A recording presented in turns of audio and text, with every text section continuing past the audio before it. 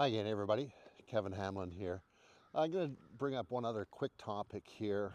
As I mentioned, we grew into a very large program. Um, yes, we did a lot of things really well, and it sort of snowballed on itself, but there was one difference that made all the difference. And it might not be something that you would immediately think of, because you usually think of, okay, those are those students and that's that teacher. There's another part of the equation that don't underestimate the power of it, because honestly, it took us from a good sized program to the biggest program we could ever imagine. And that was a host of volunteers who came in and helped us. It wasn't the parent committee or steering committee or parent, I don't know, whatever. It goes by so many different names. It wasn't that. It was me saying, and I said these things openly, put it out in an email to parents, put it out in the meetings. Um, I need help, because what I want to do is I want to be in front of the kids. I want to be with them, teaching them, helping them, focusing on them. And as you know, the job of a music teacher is so much more.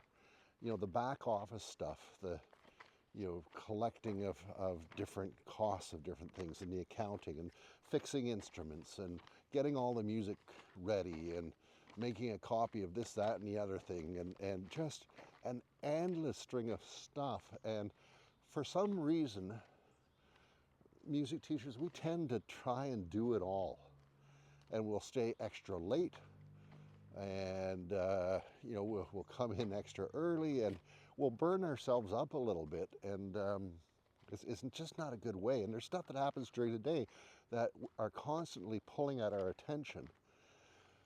So, I put the word out. I said, look, if there's anybody that can come help, if you can give a couple hours a week on a specific day, that'd be awesome. And immediately I had some people who had families and they weren't working, or their work schedule was flexible. And it's like, I'll come in Tuesday mornings. And if you can have some stuff ready for me, that's great. And I would. They would be busy for the whatever time they could do. And were they valuable? They were invaluable. It suddenly saved me 2 hours of something that I would have been doing time away from the kids. And it can be anything, setting up for the next rehearsal that's going to happen, or the next group, or rearranging this, or can you help with whatever paperwork, or everything. And that went on for a couple of years, and we had one lady volunteer who was much more flexible in her time, and she started volunteering for a couple of hours. Hello.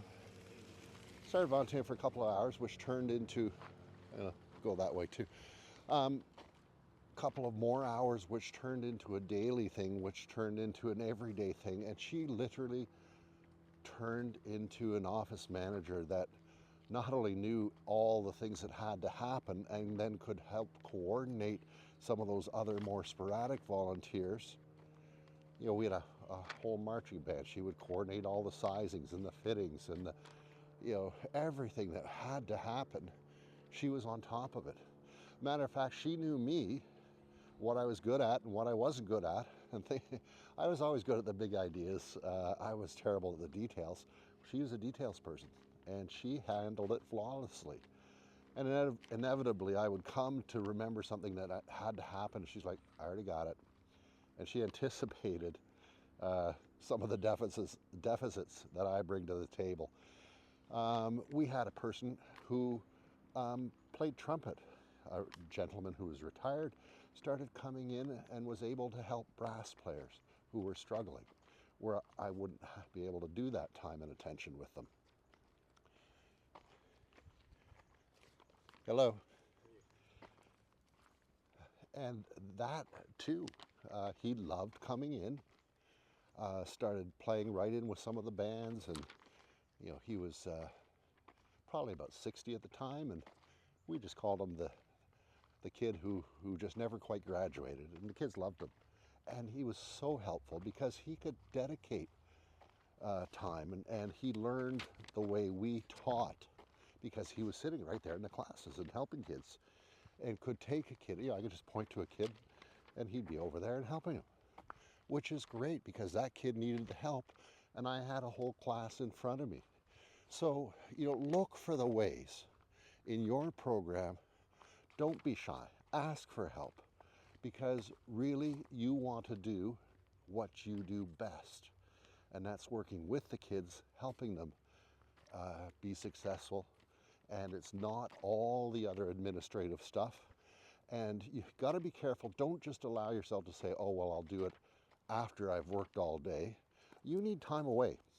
I'm blunt with my staff at the time. I said, look, come in, you work like hell all day, and it is full on. And then when you leave, you leave. This building doesn't exist. Whatever fires there will be, they will be here burning bright tomorrow, or maybe a few might even put themselves out, who knows.